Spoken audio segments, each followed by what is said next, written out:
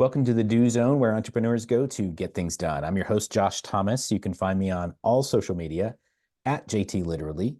Each week, I bring on experts from a variety of backgrounds to share their secrets on how to optimize performance so you can take massive action and crush your goals. The Do Zone is sponsored by Fast Track Funnels, the new way to bring in consistent daily sales for your business in 2025 without cold outreach or burning cash on ads. We use this method with a brand new business to generate more than $100,000 cash collected in less than 30 days. Download the free step-by-step blueprint that shows exactly how we did it at getconversions.net. Once again, that's getconversions.net. Today's guest is Roy Osing. He's a guy who took a startup internet company to $1 billion in annual sales. He's the only author, entrepreneur, and executive leader who delivers practical and proven, audacious, unheard of ways to produce high-performing businesses and successful careers. Roy is a former president, CMO, and entrepreneur with over 40 years of successful and unmatched executive leadership experience in every aspect of business. Roy, welcome to the Do Zone. Tell us something you believe is the key to getting stuff done that most people wouldn't think of. Well, rather than say get stuff done, I'd rather target it to creating a high performance organization. You can get a lot of stuff done and not go anywhere. We both know that. And so my view is we as leaders need to target to a high performing organization. And the real simple fact is you need to be different. You need to be able to differentiate yourself in a way people care about. And to be honest with you, Josh, it's being woefully done today by businesses. And so I've had to create my own approach to differentiation. And it's not your common universal selling propositions. It's what I call the only statement. You don't want to be better. You don't want to be best. You don't want to be number one. You don't want to be market leaders. I tag that as claptrap, aspirational, and narcissistic. Okay. It's your view of you. What you need to be is the only one that does what you do as it relates to what people care about and crave. So I call that my only statement. Differentiation is absolutely critical. If you, starting out or right now, going through your business, haven't figured that out, I want you to take a full stop. Okay, don't go further until you figure that out. I mean, I talk to CEOs of startups every day, and the biggest mistake they make, they do not sit down and do the differentiation work. And they literally become one of the 50% of the startups that die in the first 60 months of their existence. Don't do that. Start with differentiation. Yeah, that makes a lot of sense because I'm a marketing guy, and there's a lot of reasons that you want to be the only one, not necessarily the best one or better than this or I came through the ranks, but I'm the only one that does this. And the one reason that I want to point out, and I'd love to hear your thoughts on this, is about objections. There are reasons that people decide to do business with you, and there are lots and lots of reasons that people decide not to do business with you. And the number one reason that they decide not to do business with you is, I just don't think that's going to work for me. And the number one reason that people don't think it's going to work for them is because they feel like they've tried it before. But when you're the only one that does it this way, it neutralizes that objection, at least that reason for it. I'd love to hear your thoughts on that, because to me, if I'm going to be the only one, then you can't say, well, I tried that before, it doesn't work. No, because nobody else does it. I'm the only one. What are your thoughts? Well, yeah, look at the word relevance comes up. Okay, the reason that most organizations don't achieve what they want to is they're irrelevant to what their customers crave in one way or the other. The only statement is not a tactic you just write down. Okay, I've created a whole process to do this. The only statement is a derivative of what your target customer groups crave. And so if you don't know what they crave, stop the work and do the work on what they crave. And so the only statement construct is all based on what your target market craves. Ergo, it's totally irrelevant. You will never get an objection if you do this right. And of course, part of the process is testing it, to make sure that it's true, that you're claiming something that is actually true and it's relevant, something that customers care about. And so, yeah, my experience is this is absolutely groundbreaking and earth shattering. I mean, I work with small businesses on this. I created a strategic game planning process of which creating the only statement is part. And we do this in literally 48 hours. And businesses do this work when they're finished. I'm not kidding you. Their eyes are like this. I mean, they are so energized. And when they get out there in the marketplace, they literally have very little objection because it's created in the image of what their customers crave. And all you do is you get competitors kind of looking in, going, oh my God, what's going on here? And of course, you have to be prepared to move and shake depending on what your competitors do. But um, it's the way to beat the way the world is these days, that everybody's claiming, superlatives and comparatives, and they're being narcissistic. They're claiming what they think they are, but that's not the point of differentiation. It ain't about you, and it's not about products and services, and it's not about technology, because fundamentally everybody's got the same of that anyway. It's about figuring out how to satisfy cravings the way nobody else does. And of course, cravings is an important word here, Josh, because it's highly passionate and emotionally driven.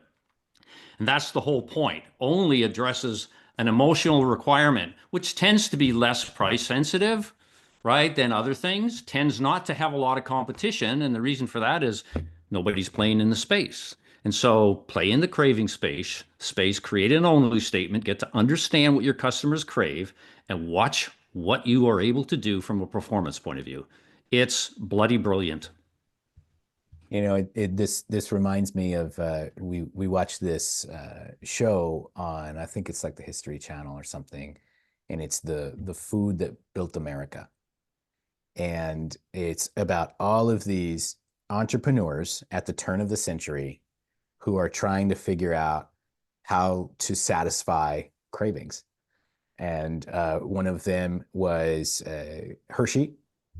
One of them was an employee of Hershey's, which was H.B. Reese, who was secretly making his own chocolates off to the side and couldn't get it right, and started using this newfangled product called peanut butter that nobody was using. And then suddenly, like, peanut butter and chocolate satisfies everybody's cravings, and he builds this billion-dollar empire from it.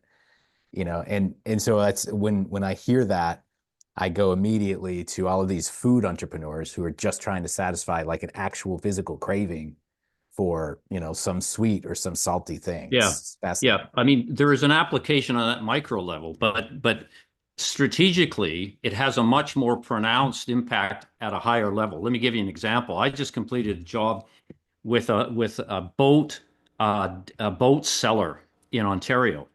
Okay, he was in the business of selling boats to boat dealers. Okay. And he came to me because he said, I'm not getting the kind of growth out of my business that I want.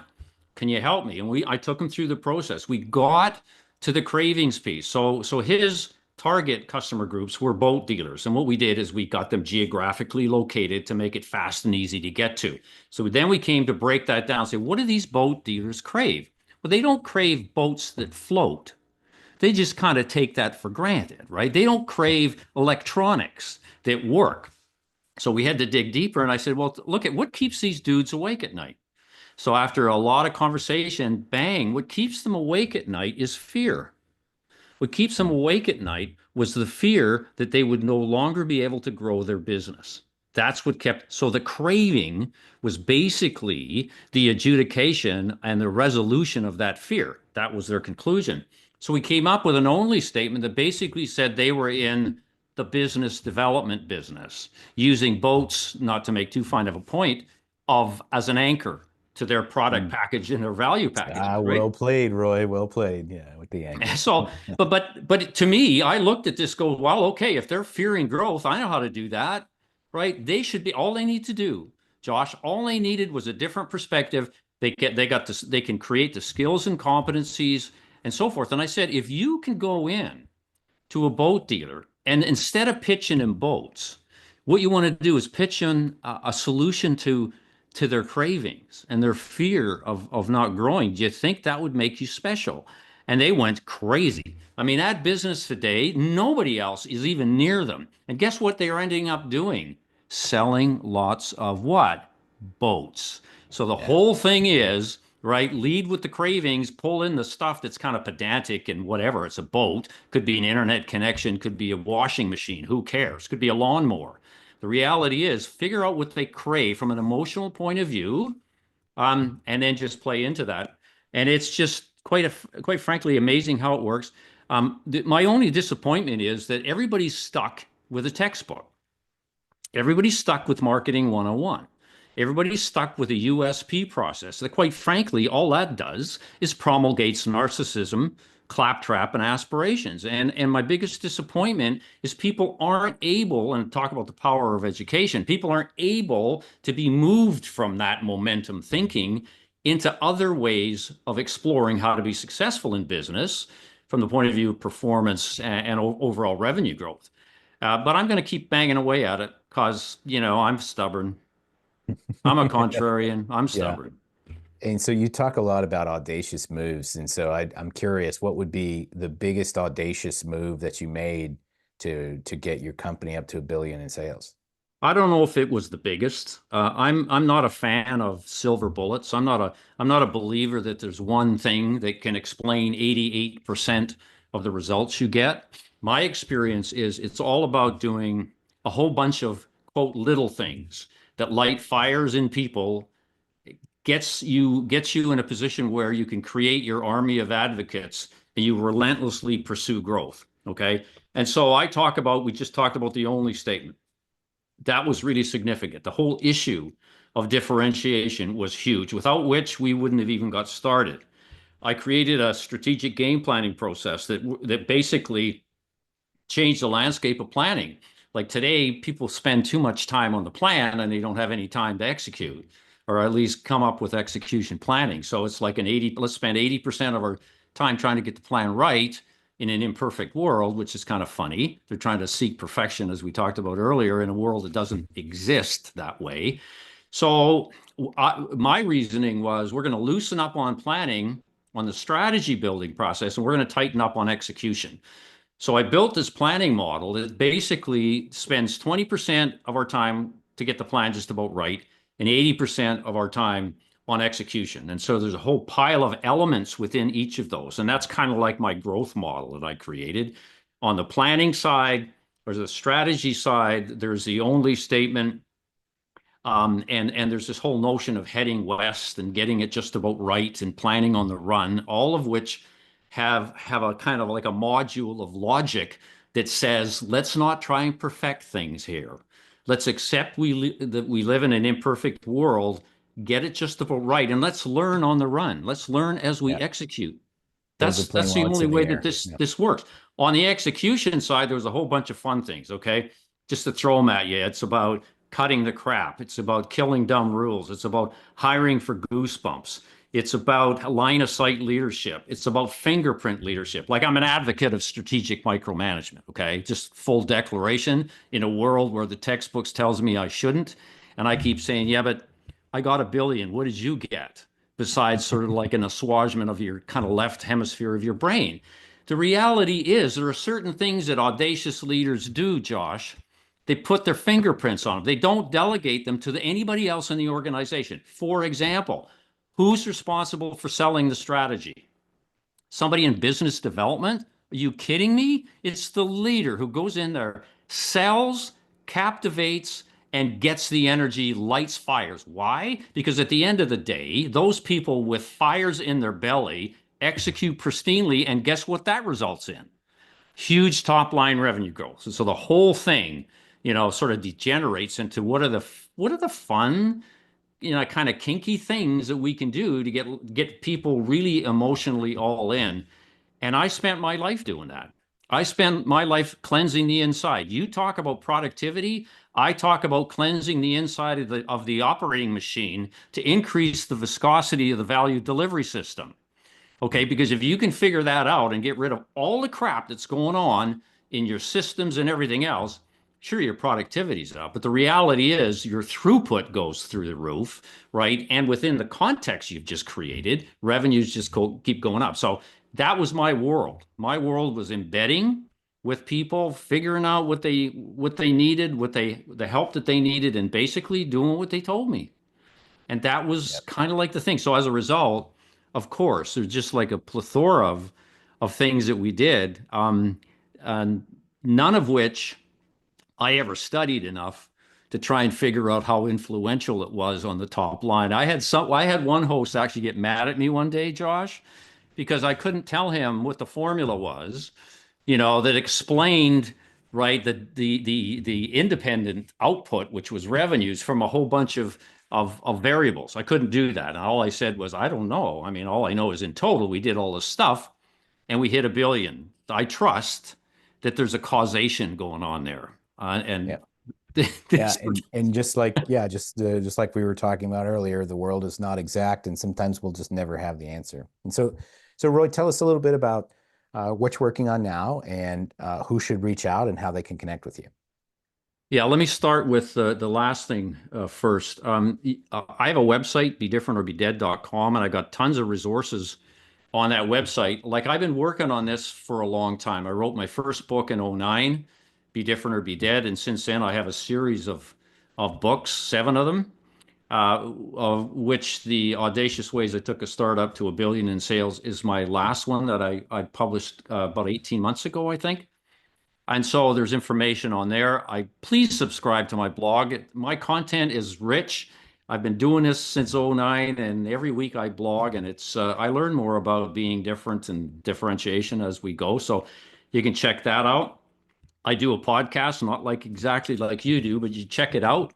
It's basically reposting podcasts with the host's permission and attribution, of course.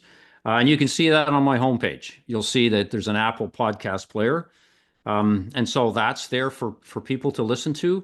And there's a Be Different or Be Dead quiz. So if you wanted to find out where you are on the Be Different or Be Dead continuum, have fun, do the quiz.